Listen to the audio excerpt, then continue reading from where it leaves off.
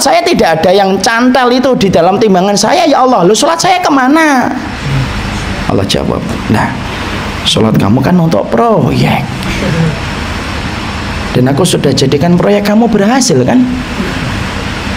Bismillahirrahmanirrahim. Apa sifat itu yang menjadikan orang itu fix dan confirm sebagai pecinta dunia? Ada 5 sifatnya. Jadi kalau ada orang nanti ngeraba-ngeraba dirinya ini, saya ini apakah pecinta dunia atau tidak? Antum dan saya secara sah dan meyakinkan itu menjadi pecinta dunia kalau kita mendapatkan 5 perkara. Ini akan kita bahas. Nanti maaf ya, 5 perkara ini antum jangan pakai untuk menghakimi orang lain. Antum langsung WA kakak antum, bang, dari kajian kita hari ini bang, kelihatannya abang itu budaknya dunia. Jangan gitu. Atau malah yang parah itu langsung ustadz, kelihatannya ustadz itu yang pecinta dunia. Jangan gitu. Kita meraba diri kita sendiri. Ada 5 perkara. Yang pertama, orang itu dikatakan fix dan confirm dia itu pecinta dunia itu kapan? Yang pertama adalah ketika dia menggunakan hal-hal ibadah dan ketaatan yang harusnya untuk mendapatkan kehidupan akhirat yang lebih baik, tetapi dia jadikan ibadah dan akhiratnya itu untuk mendapatkan dunia yang dia ingin peroleh. Paham atau tidak paham? Tidak paham, tidak apa-apa, memang gitu, belum dijelasin, tulis dulu, saya ulang lagi. Yang pertama, orang itu ketika fix dan confirm dia itu pencinta dunia itu apa? Dia menjadikan setiap ibadahnya dan ketaatan yang dia kerjakan yang harusnya untuk membangun kehidupan akhirat yang lebih baik, tapi dia pakai ibadahnya dan akhiratnya itu untuk mendapatkan dunia yang dia inginkan. Kalian dengerin.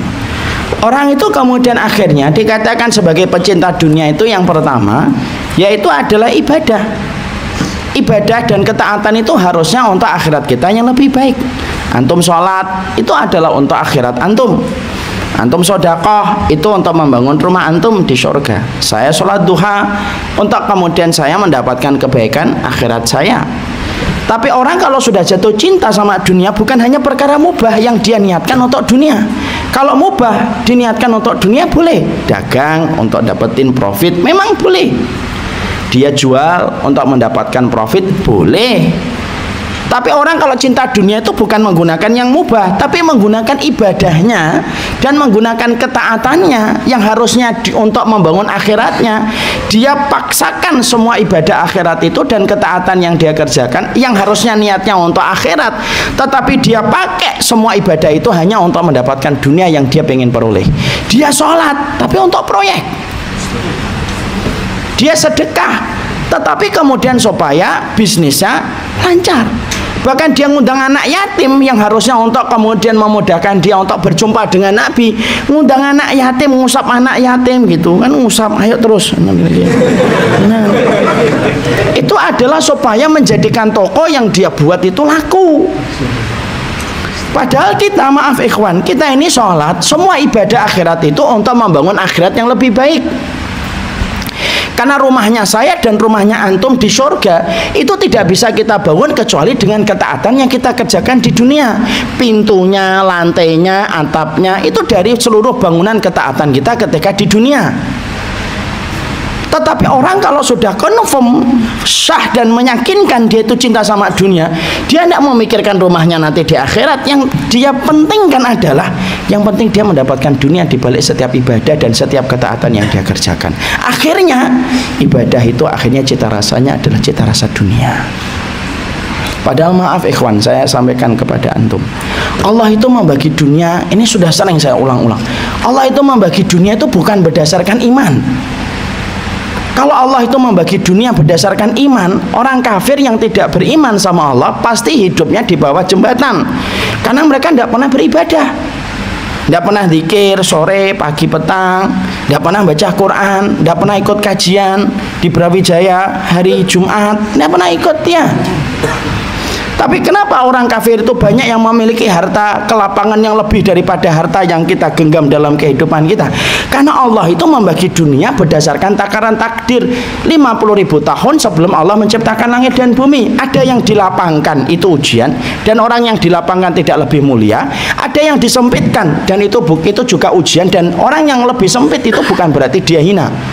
Dua-duanya ujian. Tapi tidak ada kaitannya dengan urusan ibadah kita dan urusan akhirat kita.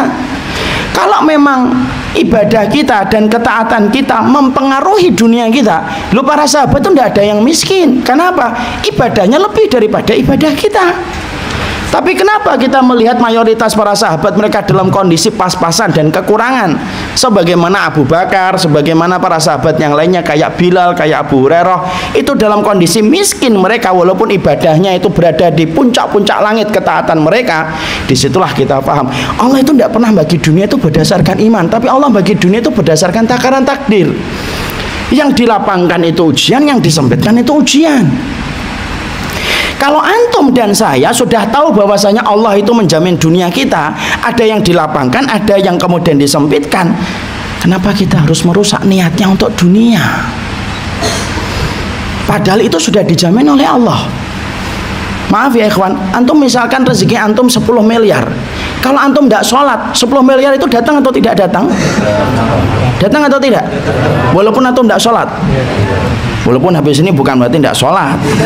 Udahlah nggak sholat, 10 miliar kalau datang. Bukan gitu.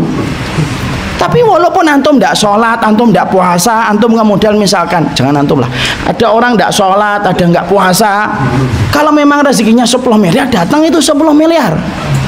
Kenapa? Karena takaran takdir bukan berdasarkan kepada ibadah, tapi takaran takdir rezeki itu berdasarkan apa yang Allah sudah tetapkan. Disitulah kita paham. Kalau begitu, supaya kita tidak tersengat kepada cinta sama dunia, niatkan ibadah akhirat itu untuk akhirat, dan ibadah akhirat itu bukan untuk dunia. Orang yang meniatkan ibadah akhirat untuk dunia dapat dunianya, tapi di akhirat yang ada dapat apa-apa. Kenapa? Karena seluruh amal itu tergantung bagaimana niat yang dia tanam. Mari kita buka ikhwan, atau 2 ayat yang paling banyak membuat para sahabat nangis. Apa 2 ayat yang paling banyak membuat para sahabat nangis Ustaz? Yaitu surat Hud ayat 15 dan 16. Dibuka semuanya. Nah, antum perhatikan ikhwan. Abdullah bin Mubarak seorang ulama itu berkata, aku ini perhatikan para sahabat kalau membaca Quran. Jadi kalau para sahabat itu membaca Quran, maka kemudian Abdullah Mubarak itu memperhatikan, ini kalau para sahabat membaca Quran itu, apa surat yang paling banyak membuat mereka sedih dan banyak air mata mereka yang jatuh. Dilihatin sama Abdullah bin Mubarak, oh ternyata air matanya para sahabat itu paling banyak jatuh kalau mereka membaca surat Hud, surat ini.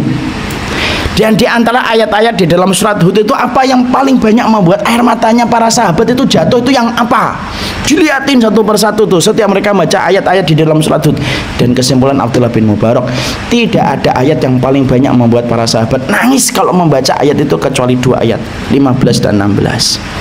Apa itu 15 tadi? Mangkana yuridul hayatad dunya wa zinataha nuwaffi ilaihim a'malahum fiha wa hum fiha la yubkhasun. Orang yang kemudian menginginkan dalam kehidupan dunia itu dunia, kami akan berikan dunia kepadanya dan tidak dikurangi. Orang akhi sholat niatnya untuk proyek, dikasih proyek sama Allah, nggak dikurangi sama Allah. Ustadz, ada kok teman saya itu, dia itu sedekah untuk bisnisnya berhasil, ya memang dikasih sama Allah, bisnisnya itu berhasil. Kenapa? Allah memperlakukan kita sesuai dengan niat yang kita tanam. La yubkhasun, tidak dikurangi oleh Allah.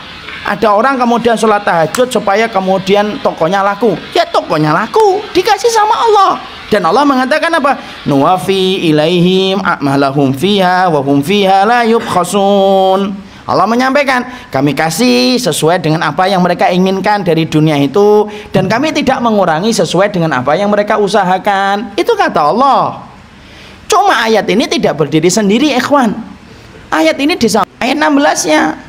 16-nya apa? Ulaikal ladzina salahum fil akhirati ilan nar wa habita ma sana'u fiha wa batilum ma kanu ya'malun. Orang-orang yang semacam itu sudah dikasih balasannya dan ganjarannya di dunia, di akhiratnya enggak mendapatkan apapun kecuali neraka.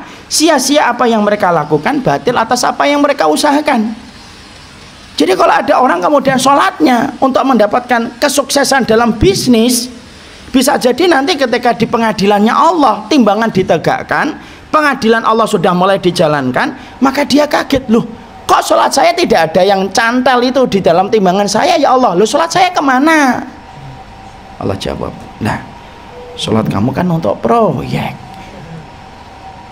dan aku sudah jadikan proyek kamu berhasil kan.